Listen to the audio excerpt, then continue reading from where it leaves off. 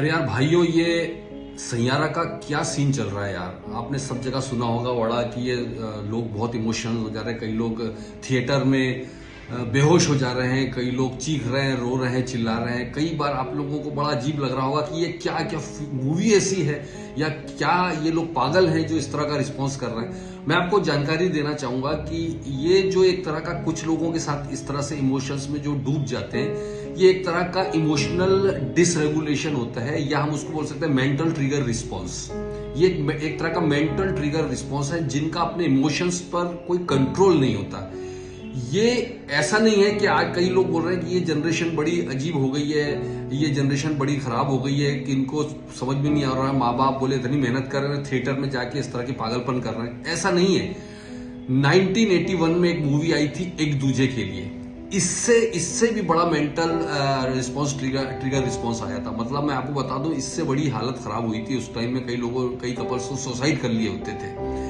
आपने एक और एग्जांपल देखा होगा कि जब 1986 में एक शारजाह में मैच हुआ था, जिसमें लास्ट बॉल पर, चेतन शर्मा की लास्ट बॉल पर जावेद मियांदाद ने एक सिक्स मारा था। आपको याद होगा बहुत से लोगों को। उस वक्त को मुझे लाइव याद है, पेपरों में हम लोग पढ़ते थे, अखबार में पढ़ते थे, कितने कितने लोग, अनगिनत लोगों को अटैक आ गया था, अटैक से मर गए थे। कई लोग सुसाइड किए थे, लोग पागलों की तरह वो चेतन शर्मा के घर पे पथराव कर रहे थे।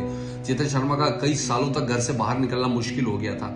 ये एक तरह का इमोशनल डिसरेगुलेशन का एक मैटर है जो कि हर जनरेशन के साथ होता है। हर जनरेशन में कुछ तरह इस तरह के लोग होते ही हैं कि जब उनको अपने इमोशंस पर कंट्रोल नहीं होता था। ये वही लोग होते हैं जो जरा से झटके में सुसाइड करने चले जाते हैं। आप कई बार सुनते होंगे। तो ये चीज हमको एक चीज सिखाती है कि ये चीजें हर जनरेशन में आएगी, आती हैं और आती रहेगी।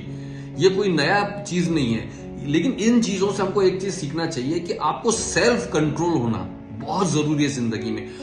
ये वो इस तरह के लोग वो लोग होते हैं जिनका अपने इमोशंस पे कंट्रोल नहीं होता। ये वो लोग होते हैं जो किसी के भी बहकावे में बहक जाते हैं, जो किसी के भी कहने से कुछ भी कर लेते हैं बिना अपने खुद के सेल्फ कंट्रोल के साथ में। तो जिंदगी में एक चीज सीखना चाहिए, वो है सेल्फ कंट्रोल, सेल्फ रेगुलेशन। आपको अपने इमोशंस पर कंट्रोल रखना सीखना चाहिए। किसी ने आपकी तारीफ कर दी, झूठी तारीफ भी कर दी, तो आप उनके इन्फ्लुएंस में आ गए।